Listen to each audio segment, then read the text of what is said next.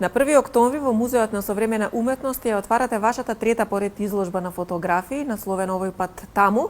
Истовремено правите и промоција на книгата на фотографии Таму. Што представува оваа изложба? Дали можеби на некој начин е продолжение на претходните две, Улица и Пет капки сон? Па Таму е континуитет на Улици и Пет капки сон, во поглед на пристапот и на тематиката. Тоа се улични фотографии во традицијата на Картие-Бресон и Роберт Франк и Гери Виногранд и Алекс Уеб. Тоа се моменти на јавен живот, на живот на јавно место, кои се не само уловени, туку и прекршени низ еден естетизиран поглед. Изборот, критериумот, секојаш ми беше прво визуелното, прво ликовното, а потоа наративното. Од каде љубовта кон фотографијата? Фотографијата е за мене извонреден начин да се искажам креативно, затоа што е на неколку нивоа не само различно, туку спротивно од правење филмови. Спонтана е. Филмот, за жал, по својата природа не може да биде спонтан. Филмот трае. Самото физичко производство трае една година, пред тоа пишувањето, пред тоа финансирањето, а фотографијата е миг. Едно моментче.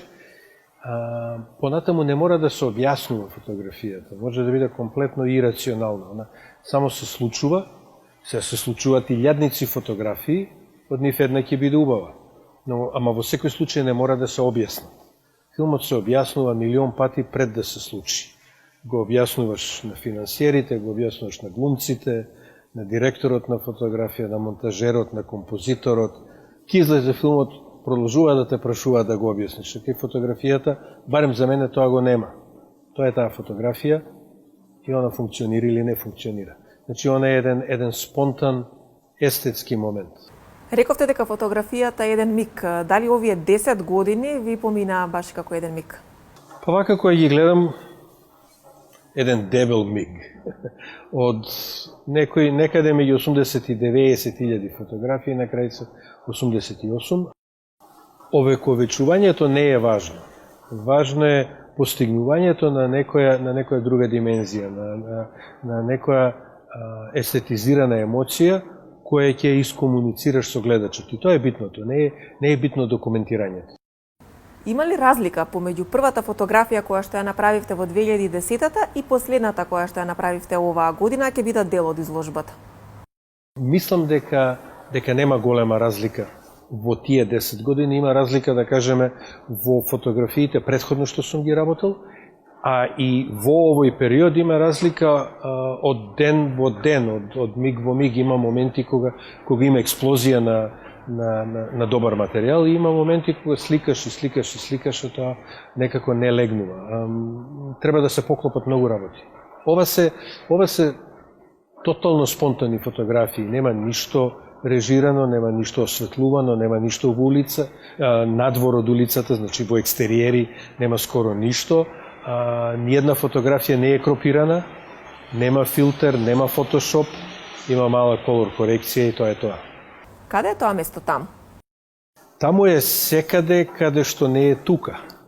Во случајов има фотографии што се работени, има една од Скопје, од Грче Петров. Уствари има од Истанбул, има од Индија, има од Њујорк, од Африка, има од Норвешка, има од секаде каде што е таму. Низ фотографиите сигурно ја опфативте и корона кризата. Како овој период на коронавирус делуваше врз вашето творештво? Па не знам, фактот дека социализацијата е таку наказана, не ми беше убав. Теоретски би требало да имам повеќе време да се бавам или со пишување, или со селекција на фотографии, или со планирање, со сторибординг, ама некако не е убаво. Во овој период ја завршив селекцијата на сликите и почнав подготовки за новиот филм, ако го биде и кога ќе го биде. Ама се надевам дека да помине што побрзо. Споменавте дека следува снимањето на вашиот следен филм Кајмак. Дали реализирањето на снимањето ќе биде во периодот додека трае пандемијата и ќе се снима под протоколи или можеби чекате да заврши целата оваа ситуација па да започнете со снимање? Па постојат веќе протоколи, се работи, не само кај нас, и кај нас и на други места може да се работи. Потешко е, као што и се потешко. Мислам, ако сме спремни, ние би го снимале и за време на пандемијава, на кризава. Филмот има друг ритам и други прашања и други проблеми кои треба прво да се разрешат пред да дојдеме во фаза на продукција. Зададе ли корона кризата удар врз културата? Па гледањето, консумирањето на култура, особено на филмови, беше погодено многу. Затоа што во кино се иде во група, а групите се најлошата работа кога е во прашање ширење на вирусот.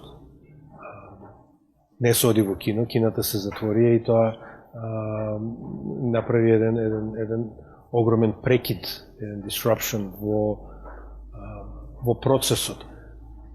Некад, например, Врба играше на фестивалот во Пекинг. Фестивалот беше поместен од април за август. Не поканија, па потоа решија, владата кинеска реши дека не сакат странци да доаѓаат, значи бевме отповикани, ама филмовите играа во кино, играа со само 30% од капацитетот, инаку за време на фестивалите во Пекинг и во Шангај кината се преполни, ама ете играа, значи, мислам, функционира некако. Господин Манчевски, имаме нова владеечка структура. Што очекувате вие да биде направено во однос на културата и во однос на филмот?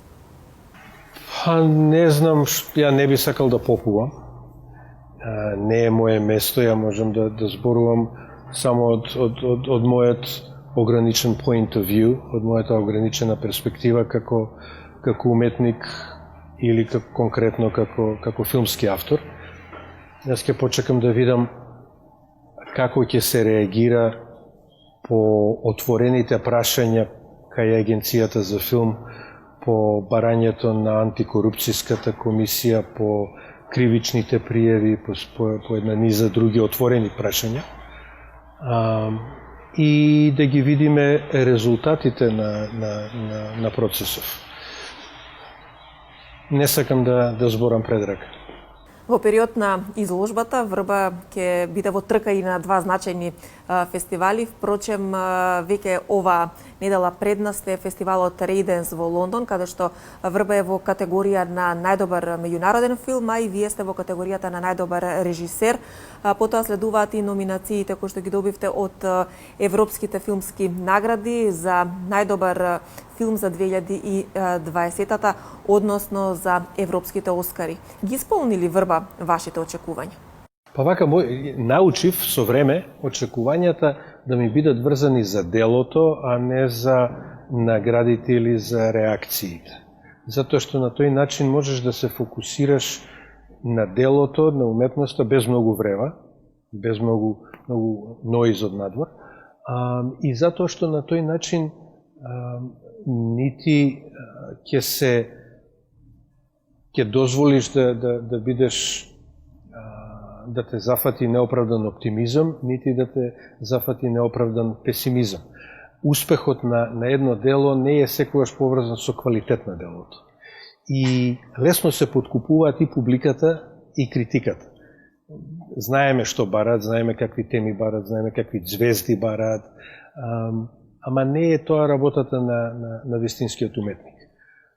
Во случајов, моите очекувања беа исполнети 101%, затоа што филмот испадна за мој вкус преубав, онака како што сакав да биде и емотивен, и зрел, и забавен. Ви благодарам за овој разговор за 24 вести.